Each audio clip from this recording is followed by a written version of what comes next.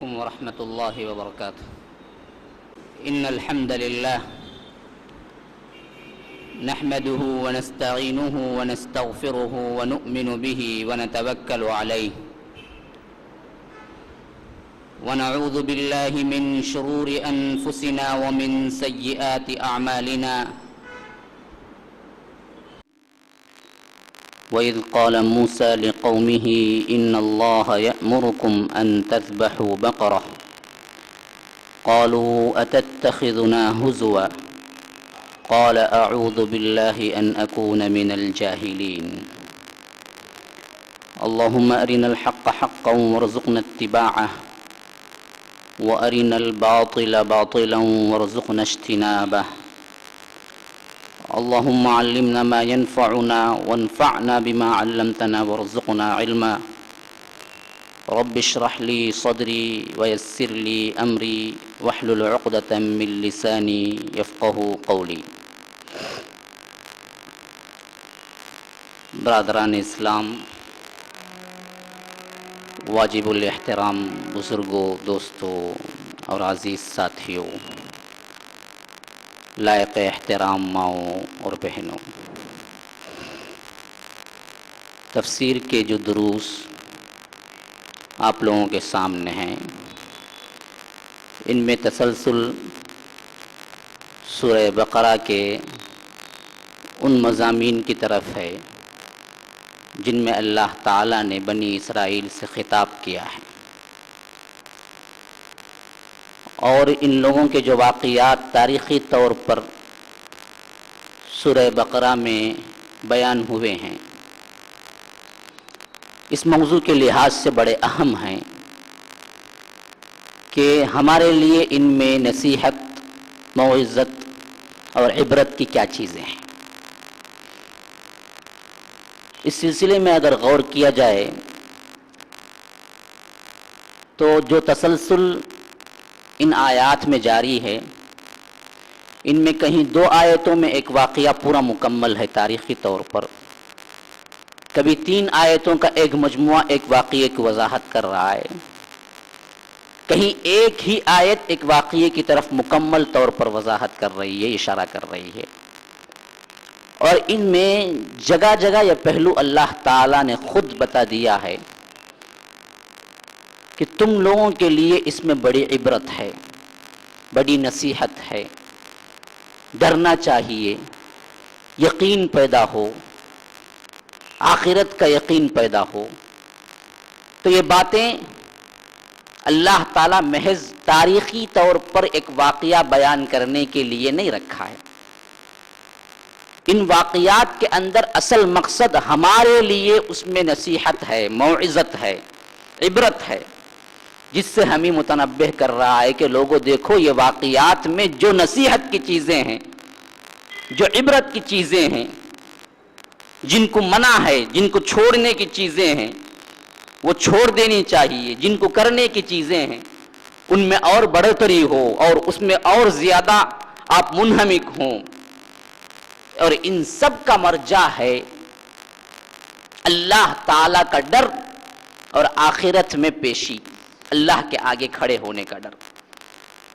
اب ان موعظت کی باتوں کو، نصیحت کی باتوں کو ذہن میں رکھیے، گزشتہ کے جو واقعات پچھلی آیتوں میں جو مذکور ہوئے تھے اس پر ایک نظر ڈال کے آخری آیت کا مطالعہ کر لیں کہ وَلَقَدْ عَلِمْتُمُ الَّذِينَ اعْتَدَوْا مِنْكُمْ فِي السَّبْتِ فَقُلْنَا لَهُمْ كُونُوا قِرَدَةً خَاسِئِينَ فَجَعَلْنَاهَا نَكَالًا لِمَا بَيْنَ يَدَيْهَا وَمَا خَلْفَهَا وَمَوْعِظَةً لِّلْمُتَّقِينَ۔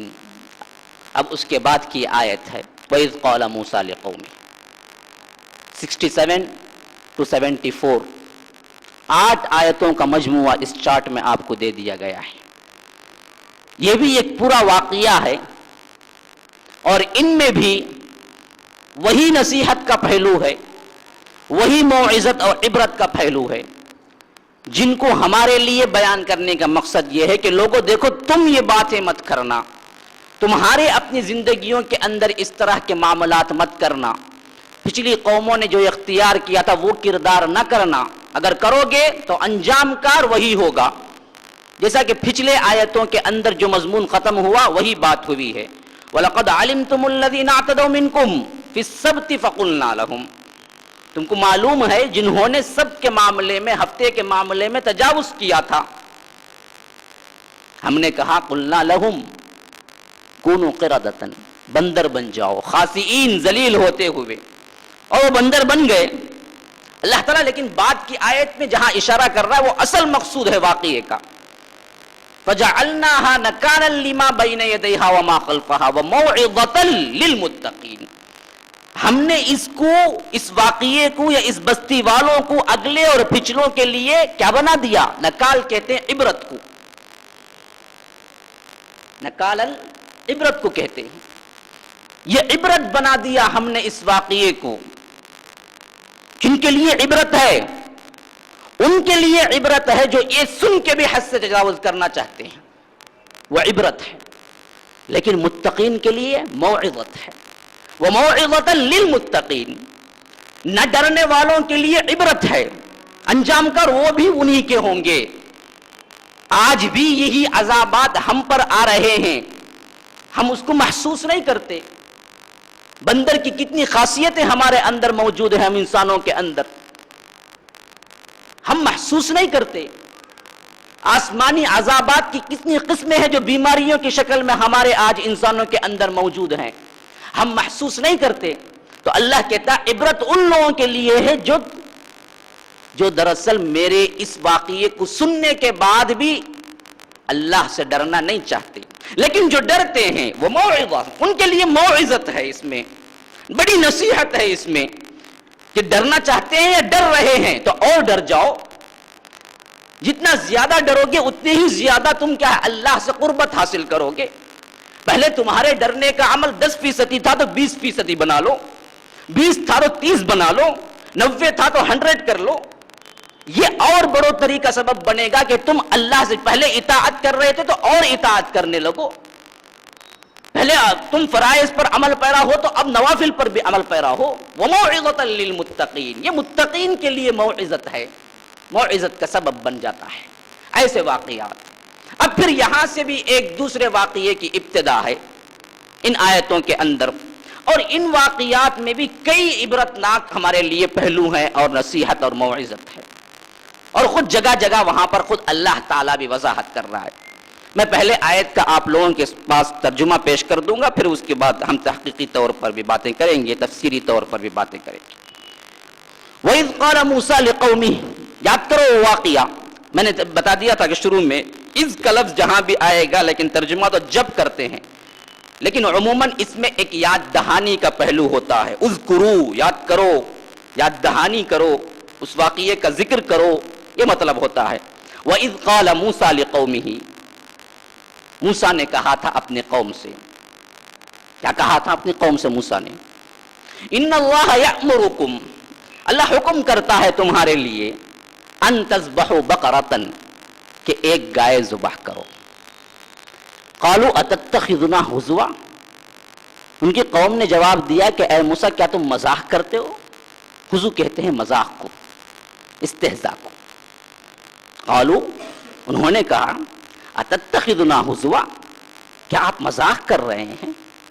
قال، حضرت موسیٰ نے جواب دیا اعوذ باللہ ان اکون من الجاہلین، میں پناہ مانگتا ہوں کہ جاہلوں کی سی باتیں کرنے لگوں. اب یہ کیا واقعہ ہے کہ اچانک واقعے کا آخری حصہ بیان ہو رہا ہے. دراصل واقعے کا سبب بیان نہیں ہو رہا ہے بلکہ واقعے کا سبب کے بعد کا آخری حصہ حکم بیان ہو رہا ہے. کیوں گائے کا ذبح کرنے کا حکم ہوا تھا یہ بات نہیں آئی ہے ابھی، وہ بعد میں آئے گی. اب گائے کے حکم کا ذکر ہو رہا ہے. صرف یہ پورا واقعہ گزر چکنے کے بعد آخری میں بیان کر رہا ہے اللہ تعالیٰ اس کا سبب. یہ بھی قرآن کے سمجھانے کا ایک اسلوب ہے، یاد رکھ لیجئے. کئی مواقع پہ اللہ تعالیٰ کیا ہے آخری نتیجہ بیان کر دیتا، سبب اور واقعہ بعد میں بیان کرتا. یہ اسلوب ہے قرآن کا، تاکہ انسان کے اندر سننے کے لیے اور کشش پیدا ہو جائے اور متوجہ ہو جائے وہ کہ اب کیا چیز ہے. جیسا کہ آپ لوگوں کے اندر بھی خیالات کیوں خواہ مخواہ کیا ہے ایک گائے کو ذبح کرنے کا حکم آیا تھا. جب سبب بیان کر دیا جائے تو کیا ہے پہلے سے سننے والے کا ذہن اور کچھ پست ہو جائے گا، سست ہو جائے گا. پہلے جو چیز واقع ہوئی تھی اس کا بیان ہے، کیوں واقع ہوئی وہ بعد میں ہے. جیسا کہ نوح کے سلسلے میں ہے، ایک مثال پیش کر دیتا ہوں میں.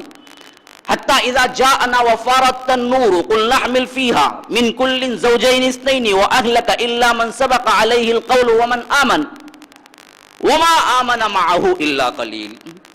اللہ تعالیٰ کہتا ہے کہ یہاں تک کہ ہم نے کیا کیا تھا، نوح کو بتلا دیا تھا کہ وہ جو فلاں تنور ہے اس میں سے پانی نکلے تو تم کیا ہے ہر جوڑا ایک ایک منتخب کر لینا، نر اور مادے کو، اور کشتی میں سوار کر لینا اور وہ چل پڑے. اللہ تعالیٰ کہتا ہے کہ جب یہ نکلے تھے وما آمن معه الا قلیل، ان کے ساتھ سفر کرنے والے صرف چند لوگ ہیں.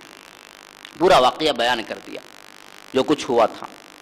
کشتی چلی اور اس میں بہت چند لوگ اللہ تعالیٰ نے انہیں نجات دی. اب تفصیل آ رہی ہے بات کی آیتوں میں کہ وقال ارکبوا فیہا بسم اللہ مجریہا ومرساہا. جیسا کہ ہم پڑھ چکے ہیں حضرت نوح کی زندگی میں رمضان کے مہینے میں جو میں نے چلایا تھا سیرت انبیاء، ان میں مفصل طور پر ان آیتوں کا میں تفصیلی ذکر کیا ہوں. اب آ رہا وقال ارکبوا فیہا. جب نوح نے قدم رکھا کشتی میں، ارکب کہتے ہیں چڑھنے کو، سوار ہونے کو، اسی سے راکب ہے سوار. ارکبوا فیہا، جب وہ سوار ہوا کشتی میں، بسم اللہ مجریہا ومرساہا، اس نے کہا تھا کہ اس کا چلنا اور ٹھہرنا اللہ ہی کے نام سے ہے. واقعہ تو پورا اوپر ہی بیان ہو چکا تھا. اب تفصیل آ رہی ہے کہ اب چڑھتے وقت انہوں نے کیا کہا، پھر وہاں مناظر کیا کیا آئے، بیٹے سے کب ملاقات ہوئی. یہ اللہ تعالیٰ کی ایک شان ہے، ایک تعظیم ہے، ایک تقدیس ہے اس کے کلام کے اندر کہ انسان جب اس کو پڑھنے لگے اس کی چاشنی تبھی معلوم ہوتی ہے. یاد رکھ لیجیے، آپ دم کا روٹ ہے کوئی بھی حلوہ، کتنا ہی آپ نظر سے دیکھتے چلے جائیں لیکن اصل مزہ تو جب چکھیں گے تبھی تو معلوم ہوگا نا. انہیں کہ بڑا میٹھا ہے جی، بڑا اچھا ہے جی، دیکھتے ہی آپ کہنے لگے.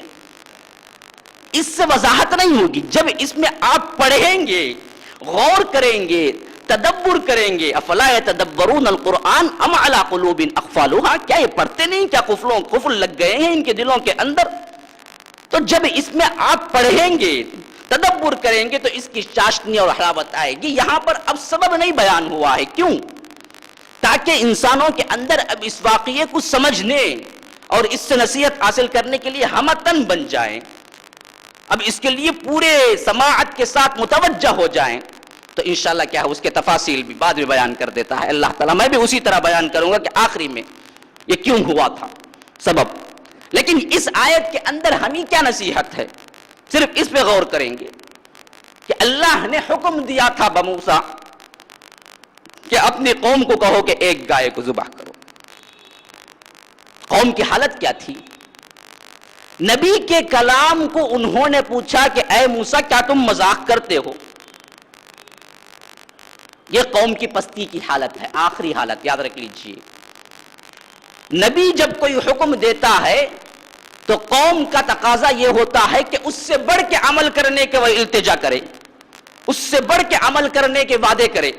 جیسا کہ امت محمدیہ میں اصحاب رسول اللہ کا ہمیں کردار نظر آتا ہے. اللہ کے رسول صلی اللہ علیہ وسلم متوجہ ہو کہ جب کسی صحابی پہ دیکھتے تو صحابی جو بات سمجھ جاتے اس سے بڑھ کے بات کرتے اور کہتے کہ اللہ کے رسول آپ سے مراد یہ معاملہ تھا تو ہم اس سے بڑھ کے آگے جانے کے لیے تیار ہیں. جیسا کہ بدر کے واقعے میں ہم دیکھتے ہیں، جب نکلے اللہ کے رسول صلی اللہ علیہ وسلم، نکل کے جنگ کرنے کا ارادہ نہیں تھا، لیکن جب نکل چکے اور جنگ کا معاملہ پیش آ گیا تو آپ نے کہا کہ مشورہ دو مجھے. ابوبکر نے کہا کہ اللہ کے رسول اگر ہم اپنی جان کے لیے مشورہ چاہتے ہیں تو اپنا جان مال جو کچھ ہے ہم قربان کرنے کے لیے تیار ہیں. عمر نے کہا کہ اللہ کے رسول آپ مشورہ چاہتے ہیں تو ہم بھی آپ کے مشورے کے ساتھ ہیں، جو حکم دیں گے ہم اگر دریا میں کودنے کا حکم دے دیں گے تو ہم بلا ناغہ بالکل اس کے لیے حاضر ہیں. پھر اللہ کے رسول نے